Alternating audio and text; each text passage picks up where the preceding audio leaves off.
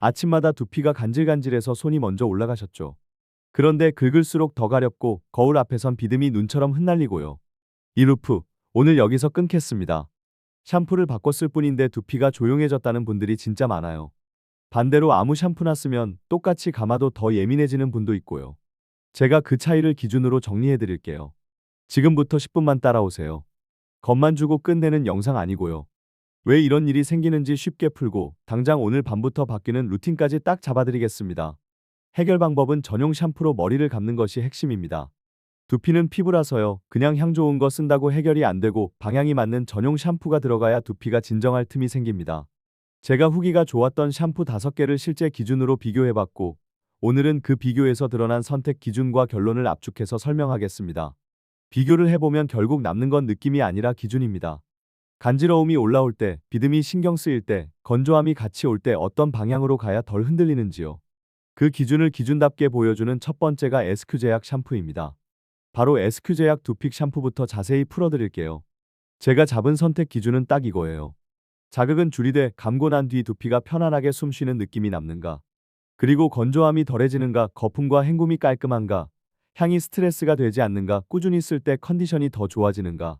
이 기준으로 SQ제약 샴푸의 장점, 단점, 후기 포인트를 짚고 곧바로 SQ제약 두픽 샴푸를 자세히 설명드리겠습니다. SQ제약 두픽 샴푸를 한 문장으로 말하면요. 두피가 예민한 날에도 크게 흔들리지 않게 자극을 낮추는 쪽으로 설계된 느낌의 샴푸입니다. 여기서 중요한 포인트가 하나 있어요. 사람들은 두피가 불편하면 세게 씻어서 없애려고 하거든요. 근데 두피는 그럴수록 더 경보를 울립니다. 지금 필요한 건 강한 처벌이 아니라 조용히 진정시켜주는 방식이에요. 장점부터 들어가 볼게요. 제공된 자료 기준으로 소비자 연구협회 주간 소비자 만족도 대상 수상 포인트가 들어갑니다. 이 말이 왜 의미 있냐면요. 화려한 광고 문구가 아니라 실제 사용감에서 점수를 받았다는 인식이 생기거든요. 그리고 제약회사에서 만든 제품이라는 포지션이 주는 안정감이 있어요. 사람마다 느끼는 건 다를 수 있지만 적어도 부작용이나 자극에 대한 걱정을 상대적으로 덜 느낀다는 분들이 많습니다. 성분 쪽도 깔끔하게 방향을 잡았어요. 합성 착색료, 파라벤, 실리콘 오일 같은 특정 화학 성분을 배제하고 자연 유래 추출물 기반이라는 포인트가 들어갑니다. 두피가 예민할 때는요. 내가 뭘 더 바르는지가 아니라 내가 뭘 덜 올리는지가 더 크게 느껴질 때가 있어요. 그 느낌을 잡는 쪽입니다. 그리고 여기서 드라마틱한 포인트 하나. 멘톨이 들어갔는데 EWG 1등급 멘톨이라고 하죠. 감고 나면 두피가 시원하게 숨쉬는 쿨링감이 올라오는 편이라고 느끼는 분들이 많아요. 그 시원함이 단순한 기분 탓만은 아니고 두피 피로감이 확 풀리는 느낌으로 이어졌다는 체감이 종종 보입니다. 물론 쿨링감은 취향이 갈릴 수 있어요. 하지만 열감 올라올 때 머리 위에 작은 에어컨을 얹어둔 듯한 느낌, 그걸 좋아하는 분들에겐 확실히 포인트가 됩니다. 약산성 샴푸라는 점도 중요한데요. 두피가 건조해질수록 가려움이 커지고 가려움이 커질수록 손이 가고 손이 갈수록 더 민감해지는 악순환이 생기거든요. 약산성은 그 악순환의 첫 단추인 건조함을 덜 자극적으로 지나가게 도와줄 수 있다는 느낌으로 설명할 수 있어요. 감고 나서 모발이 부드러워졌다는 말도 이 지점에서 많이 나옵니다. 뻣뻣하게 쓸리는 감각이 줄면 두피도 덜 예민해졌다고 착각이 아니라 실제로 편안함을 느끼는 분들이 있어요. 그리고 팔종 추출물이 건조함 완화, 진정, 보호에 도움을 줄 수 있다는 흐름이 들어갑니다. 중요한 건 단정하지 않는 거예요. 이걸 썼다고 누구나 바로 달라진다. 이렇게 말하면 안 되죠. 다만 성분 방향 자체가 예민한 상태를 거칠게 몰아붙이기보다 진정 쪽으로 기대감을 가지게 만든다는 정도로 이해하시면 좋아요. 추가로 성분 포인트에서 징크피리치온, 바이오틴, 판테놀 같은 이름이 나옵니다.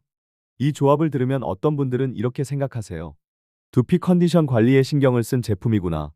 특히 지루성 두피염 고민이 있던 분들 중에서 도움이 됐다고 체감하는 서술이 보이기도 합니다. 다시 한번 말씀드리지만 이건 의학적 진단이나 치료를 뜻하는 게 아니고요. 개인차가 있을 수 있고 증상이 심하면 전문가 상담이 먼저입니다.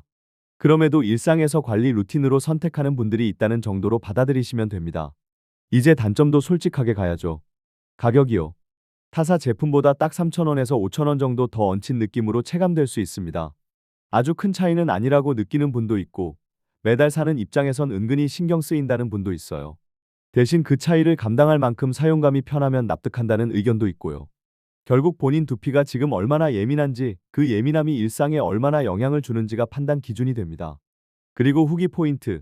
이건 제가 쿠팡과 스마트 스토어에서 반복해서 보인 흐름만 재구성해서 말씀드릴게요. 길게 복붙하지 않고 핵심만 딱 인용문처럼요. 가장 많이 나오는 말이 이거예요. 가려움이 줄었다. 비듬이 줄었다. 예민한 두피에도 건조함이 덜했다. 그리고 머리카락이 부드러워졌다. 이 네 줄이 거의 세트처럼 따라옵니다. 사용감 쪽으로는 이런 말이 많았어요. 용량이 넉넉하다. 향이 괜찮다. 거품이 잘 난다. 샴푸 후 시원한 쿨링감이 좋다. 이건 진짜 사용자가 먼저 느끼는 부분이라서 기준을 세울 때 꽤 설득력이 생기죠. 마지막으로 꾸준함에 대한 후기요. 꾸준히 쓰니 더 좋아졌다. 이 말이 생각보다 자주 보입니다. 또 선물했는데 반응이 좋았다. 이런 문장도 눈에 띄고요. 샴푸는 한 번 쓰고 끝나는 물건이 아니니까 꾸준히 썼을 때 체감이 나오는 제품이냐가 중요하거든요. 여기까지가 첫 번째, SQ제약 두픽 샴푸를 제가 잡은 기준으로 본 핵심입니다. 이제부터는 제품 얘기보다 더 중요한 걸 잡아드릴게요. 사실 많은 분들이 샴푸만 바꾸고 끝내려 하시는데요. 두피는 그렇게 단순하지 않습니다. 샴푸가 문을 열어주면 그 다음은 루틴이 방을 정리해요. 문만 열어놓고 방이 어지러우면 또 냄새 올라오죠. 똑같습니다. 두피 문제를 방치하면 어떤 패턴이 생기냐면요. 처음엔 간지러운 정도예요. 근데 그게 습관이 되면 손톱이 들어가고, 손톱이 들어가면 미세하게 상처가 나고, 상처가 나면 더 건조해지고, 더 건조하면 각질이 일어나고, 각질이 일어나면 비듬이 늘고, 비듬이 늘면 또 가렵고. 이게 무서운 이유는요. 한번 시작되면 스스로 연료를 만들어낸다는 거예요. 그런데 걱정만 하지 마세요.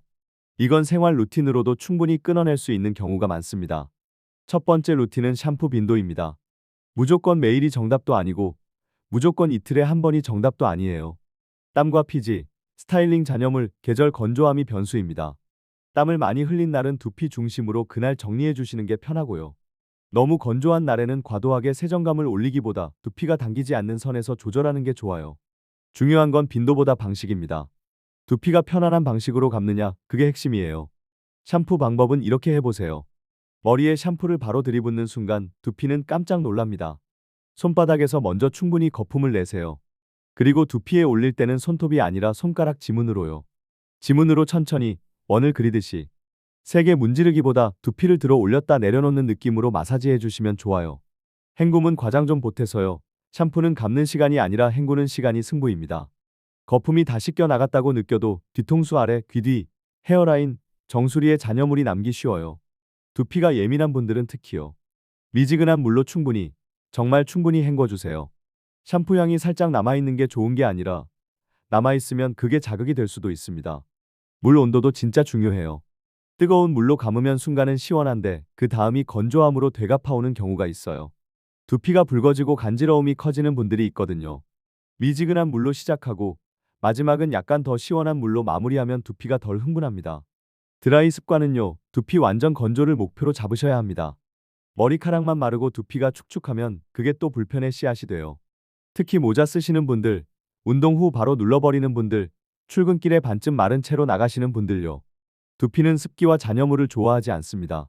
수건으로 박박 비비지 말고 꾹꾹 눌러 물기부터 잡고 드라이는 두피부터 바람은 너무 가까이 말고 한 지점을 오래 쏘지 말고 왔다 갔다. 두피가 뽀송해졌다는 느낌이 들 때까지요.